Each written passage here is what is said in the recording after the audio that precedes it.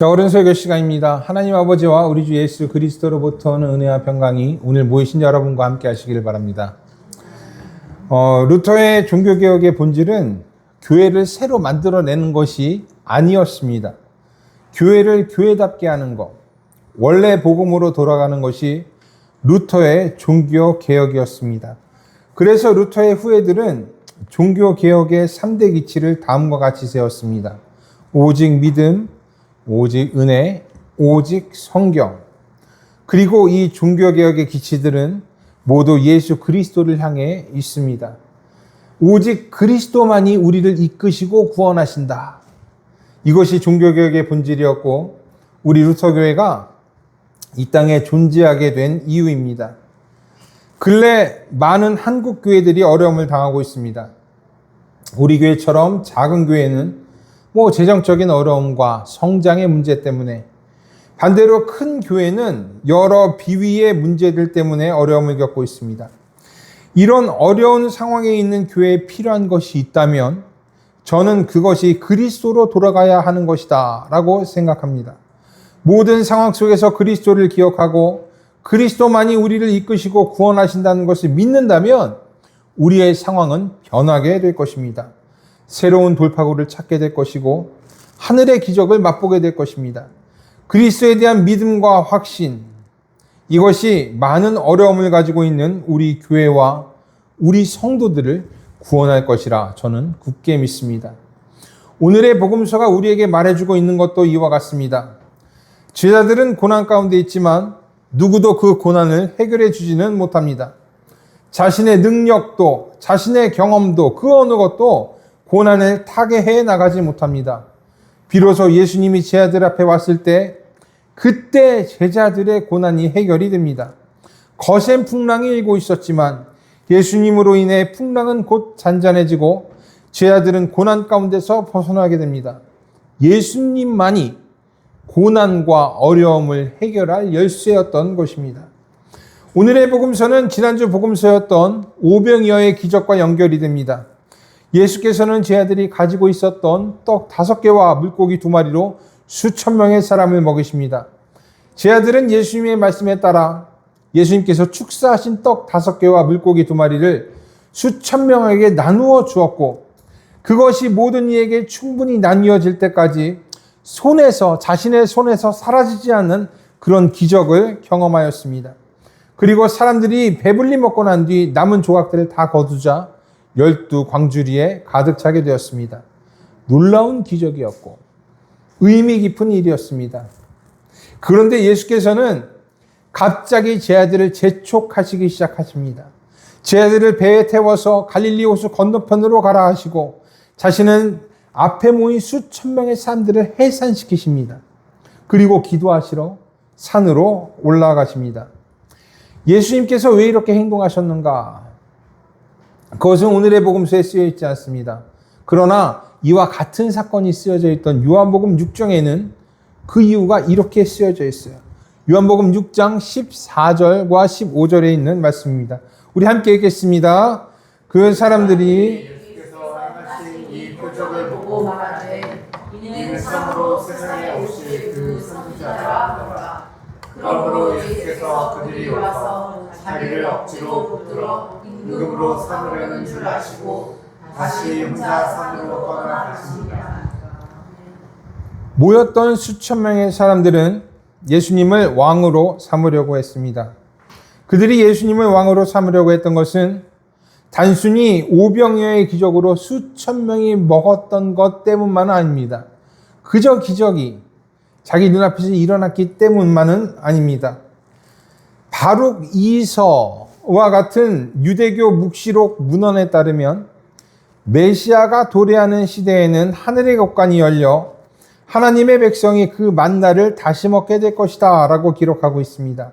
또한 그렇게 오신 메시아는 이스라엘의 압제자들을 멸망시키시고 심판하시는 메시아이시자 마지막 때에 의로운 남은 자들을 수호하시는 구원자이자 보호자로 이 바룩서에는 그리고 있습니다. 당시 사람들은 이런 메시아를 기다리고 있었습니다. 바룩 2서가 말한 그런 메시아, 힘의 메시아, 능력의 메시아, 심판의 메시아를 기다리고 있었습니다.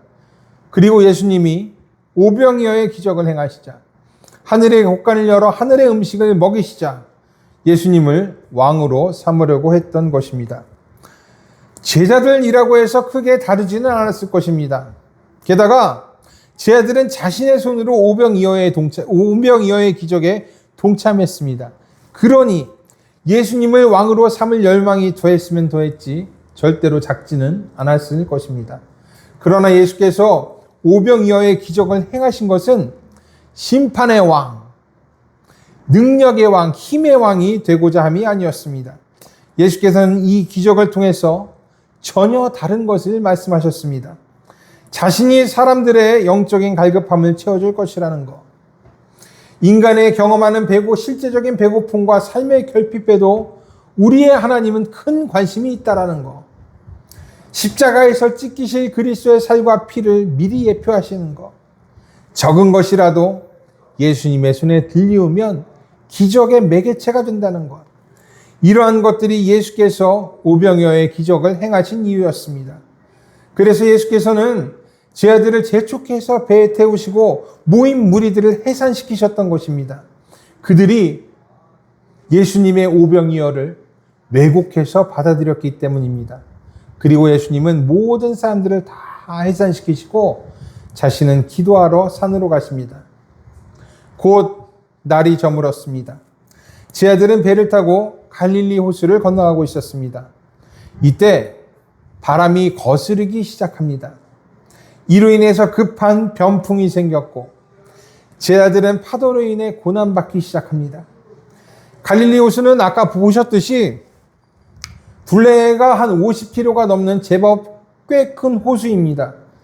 그래서 이런 호수에서 풍랑이 치면 2000년 전의 배와 사람들에게는 위협적일 수밖에 없었습니다.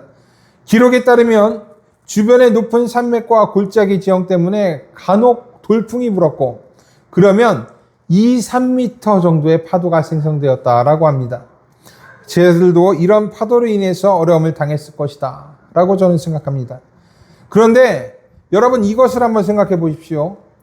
제자들이 배를 타고 호수 건너편으로 가게 된 것은 사실상 예수님 때문입니다. 물론 제자들이 허황된 마음을 품고 있었지만 어쨌든 예수님께서 재촉해서 제자들을 갈릴리 호수 건너편으로 가게 하셨습니다. 그런데 가는 그 길에서 풍랑을 만납니다. 예수님이 보내신 길인데 그 길에 고난이 있는 것입니다. 보내심을 받은 자들의 고난. 이것을 우리는 어떻게 받아들이면 좋겠습니까? 예수님의 길이라고 해서 무조건 다 평안한 것은 아닙니다. 고난이 없는 것은 아니에요. 제자들이 고난을 받았듯이 우리 역시도 예수님의 길을 간다고 해서 우리의 삶에 고난이 없지는 않습니다. 갑자기 일어난 풍랑과 같은 일들이 주의 길을 가는 사람들에게도 일어납니다. 어쩌면 더 심할지도 모릅니다. 이 일들을 세상이 싫어하고 마귀가 싫어하기 때문입니다. 그 보내신 길에 복음의 꽃이 피고 악한 것들이 물러가고 병자들이 치유되고 하나님의 나라가 건설되기 때문이에요. 그래서 세상은 싫어합니다. 그래서 마귀는 싫어하는 거예요. 그래서 이사야 52장의 말씀처럼 복음을 들고 산을 넘는 자들의 발은 아름답지만 그에 따른 고난도 있는 것입니다.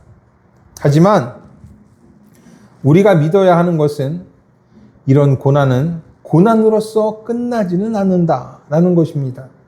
예수님께서 보내신 길이기에 우리들의 고난은 반드시 열매로 남겨집니다. 그것이 선교의 일이든 교회를 섬기는 일이든 이웃을 향한 봉사와 헌신의 길이든 우리의 고난은 복음의 밑거름이 되고 그리스도를 밝히는 등불이 됩니다. 그리고 예수께서는 이런 우리를 수수방관하지 않으십니다. 우리들의 고난을 살피시고 우리를 도우십니다. 풍랑 가운데 고생하는 제자들에게 나타나 그들을 구하신 것처럼 그렇게 우리를 모든 상황에서 구하십니다. 제자들은 밤이 맞도록 고생하고 있었습니다. 그리고 밤 사경, 즉 새벽이 가까워자 예수께서는 제자들 앞에 나타나십니다.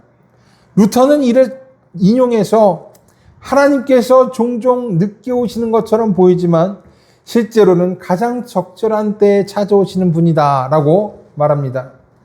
고난 앞에서 우리의 힘과 지혜가 모두 무너지고 우리가 은혜만을 바라보게 될 때 하나님은 항상 나타나셔서 가장 강력하게 자신의 구원을 나타내시기 때문입니다. 풍랑 속을 뚫고 들어와서 우리와 함께 하십니다.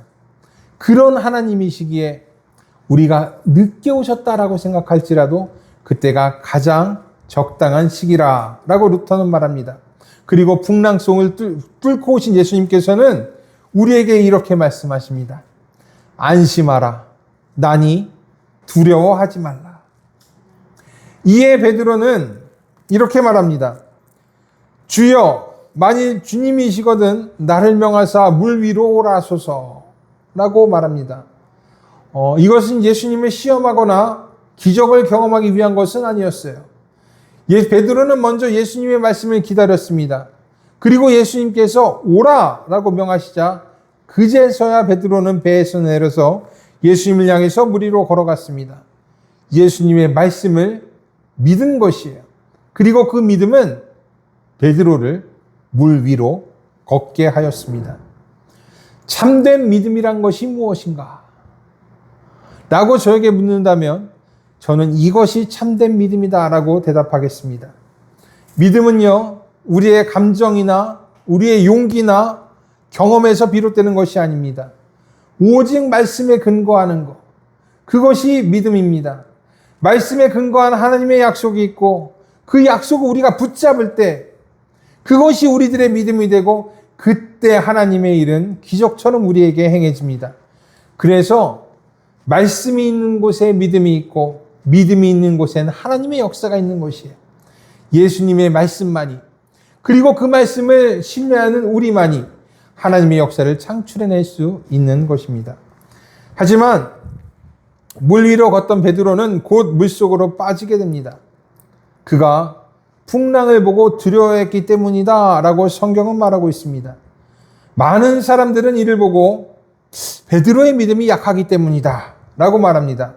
그러나 베드로가 물속으로 빠진 것은 약한 믿음 때문만은 아니었습니다. 그가 예수님이 아닌 풍랑을 보았기 때문이고 그로 인해 두려움이 그의 믿음을 흔들었기 때문입니다. 우리도 신앙생활을 하면서 흔들릴 때가 참 많습니다. 그렇죠. 하나님보다 다른 것을 신뢰할 때가 더 많고 내 지식이나 경험을 의지할 때가 더 많습니다. 우리는 분명 그것들이 하나님처럼 신뢰할 수 없는 것이라는 것을 압니다. 하지만 안타깝게도 우리는 하나님보다 신뢰할 수 없는 그것들을 더 신뢰하는 모습을 보입니다. 왜 그렇습니까? 바로 두려움 때문입니다. 두려움 때문에 믿음이 흔들리고 그래서 자꾸만 우리는 풍랑을 바라보게 되는 것이에요. 그리고 예수님의 말씀을 잊어버리게 됩니다. 그러나 우리가 기억해야 하는 것은 베드로가 예수님의 말씀을 굳게 믿었을 때 그가 물 위를 걸어서 예수님에게로 갔다라는 것입니다. 그리스도의 말씀을 믿는 것이 물 속으로 빠지지 않을 유일한 방법이라는 것이에요. 그렇기 때문에 여러분, 예수님 바라보는 것을 멈춰서는 안 됩니다. 모든 구원이 예수님으로부터 나온다는 것을 잊지 말아야 합니다. 때로는 때로는 예수님보다 우리 생각이 더 괜찮아 보일 때가 있습니다. 우리의 기술과 우리의 마음과 우리의 물질이 예수님보다 더 능력 있는 것처럼 보일 때가 있습니다. 그러나 그런 것들로 우리의 고난을 해결할 수는 없어요. 우리의 고난을 해결하실 분은 예수님밖에 없다라는 것을 우리는 기억해야 합니다. 풍랑 속에서 제 아들을 구하실 분은 예수님밖에 없습니다. 제 아들의 경험도, 제 아들이 배에 대한 지식도 모두 제 아들을 구할 수는 없었어요. 오직 그리스도만이 제 아들을 구할 수가 있게 되었던 것이에요. 그리고 베드로처럼 물속에 빠지게 되었다면, 두려움 가운데 빠지게 되었다면 우리는 지체 없이 기도해야 합니다. 주여 나를 구원하소서 라고 외친 베드로처럼 그렇게 우리는 기도해야 됩니다. 그러면 예수께서는 오늘의 복음서 31절에 있는 말씀처럼 즉시 손을 내밀어서 우리를 붙잡으실 것입니다. 우리를 구하실 것이고 모든 두려움에서 건져주실 것입니다. 예수께서는 베드로를 구하시고 믿음이 작은 자여 왜 의심하느냐라고 말씀하셨습니다. 이는 예수님께서 베드로를 꾸중한 것이 아니에요. 내 믿음이 약하다고 타박한 것이 아닙니다. 베드로를 먼저 구하시고 그 다음에 말씀으로 훈육하신 것이에요. 먼저 은혜를 베푸시고 그 뒤에 가르치신 것입니다. 만일 꾸중이 목적이었고 먼저였다면 예수님은 즉시 손을 내밀어 베드로를 붙잡지 않으셨을 것입니다. 그러나 구하는 것이 먼저였기에 예수님은 즉시 손을 내미십니다. 그리고 베드로를 구하시고 그가 믿음 가운데 있기를 다시 당부하십니다. 그렇게 베드로를 구하신 예수께서는 그와 함께 배에 오르십니다. 그러자 곧 풍랑이 그치게 됩니다. 이를 보고 있던 모든 제자들은 예수님께 절합니다. 그리고 진실로 하나님의 아들이로소이다 라고 하며 고백합니다. 예수님께서 베푸신 모든 기적의 목적은 바로 이러한 고백에 있습니다. 기적은 사람들을 놀라게 하기 위함도 아니고 내 뜻을 위해 예수님을 왕으로 모시기 위함도 아닙니다. 예수님을 하나님의 아들로 고백하기 위한 것이에요. 그리고 예수님만이 우리의 구주가 되시고 우리가 따라야 할 분이라는 것을 나타내는 것입니다. 우리가 오늘 드리는 이 예배도 마찬가지입니다. 우리가 이렇게 주일에 모인 것은 우리의 주님이신 예수님을 예배하기 위해서입니다. 기적을 위해서 모인 것도 아니고 우리의 뜻을 이루기 위해 모인 것도 아닙니다. 우리는 예수님을 예배하기 위해서 모였고 예수님은 이 예배를 통해서 우리에게 은혜를 베푸실 것입니다. 우리를 구하실 것이고 우리에게 평안을 허락하실 것입니다. 그래서 우리는 풍랑이 있는 이런 현실 속에서도 이렇게 예수님 앞에 나와 예배를 드립니다. 그분의 구원을 믿고 즉시 손을 내밀어 우리를 구하시는 예수님을 신뢰합니다. 어떤 풍랑과 파도도 우리를 삼킬 수 없음을 고백합니다. 그리고 이를 통해 우리는 우리의 삶과 우리의 교회가 변화될 줄로 믿습니다. 오직 예수님만으로, 오직 그리스도만으로 우리의 모든 것은 극복되고 변화될 것입니다. 이를 믿고 따르는 모든 이들에게 하늘의 은혜가 가득하게 주어지길 바랍니다. 예수님을 하나님의 아들로 고백하는 자들에게 참 평안이 임하기를 기도합니다. 두려움이 사라지고 굳건한 믿음만이 남기를 주님의 이름으로 축복합니다. 여러분 안심하십시오. 예수님이 계시니 두려워하지 마십시오. 난이 두려워하지 말라. 라는 이 예수님의 말씀이 여러분의 삶과 우리 교회 위에 영원토록 함께 있을 것입니다. 모든 지각에 뛰어난 하나님의 평강이 그리스도 예수 안에서 여러분의 생각과 마음을 지키시기를 원합니다. 기도하겠습니다.